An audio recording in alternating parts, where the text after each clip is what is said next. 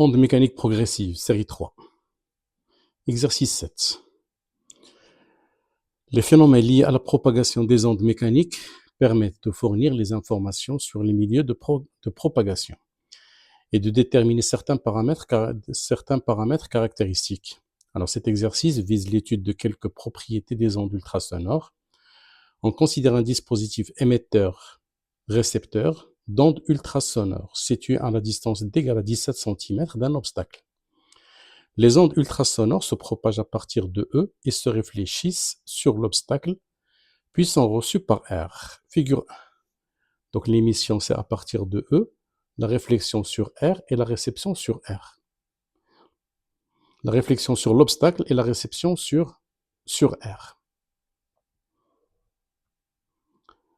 Alors, première question, choisir la proposition vraie concernant les ondes ultrasonores. Alors, la première proposition. La vitesse. Alors, la première proposition, les ondes sonores se propagent à la vitesse c égale à 3 10 puissance 8. C'est faux. Parce que 3 10 puissance 8, c'est la vitesse de la lumière. Ce n'est pas la vitesse du son. La deuxième proposition. Le domaine de fréquence des ondes ultrasonores est compris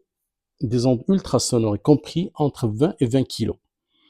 Alors que 20 et 20 kg, c'est l'intervalle des ondes audibles. Ce n'est pas les ultrasonores. Les ondes ultrasonores ont une fréquence supérieure à 20 kHz. La troisième proposition, les ondes ultrasonores sont des ondes transversales. C'est faux, elles sont longitudinales. Les ondes ultrasonores sont des ondes longitudinales. La déformation, il est parallèle à la direction de propagation.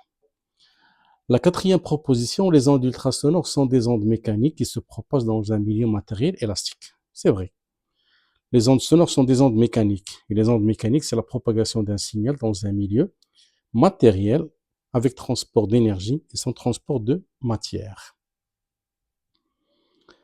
Deuxième question, détermination graphique du retard temporel ΔT entre les ondes A et B.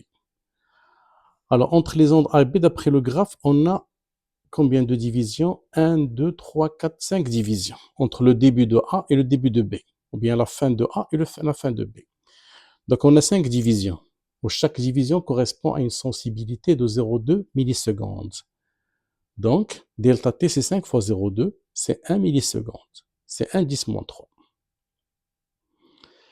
Question 3, calculer la célérité des ondes ultrasonores dans l'air. Alors, la célérité, c'est la distance sur le temps. Pendant la durée ΔT, la distance traversée, c'est 2D. On a un aller et un retour.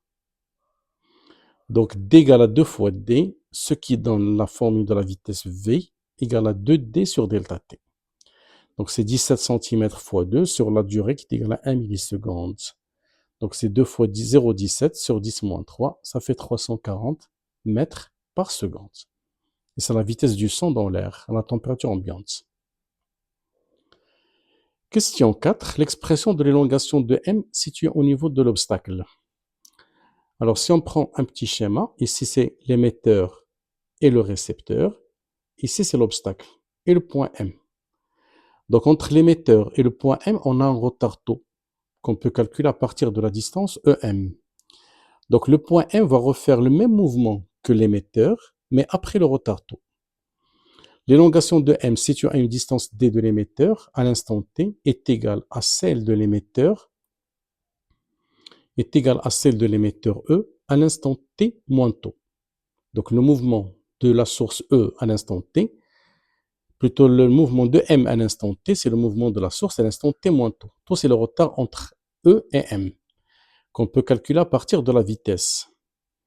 Taux, c'est la distance D sur la vitesse. Et on a ΔT correspond à 2D. La distance ΔT correspond plutôt à la durée ΔT entre l'émetteur et le récepteur. Il correspond à 2 fois la distance ΔT. Donc, taux égale à ΔT sur 2.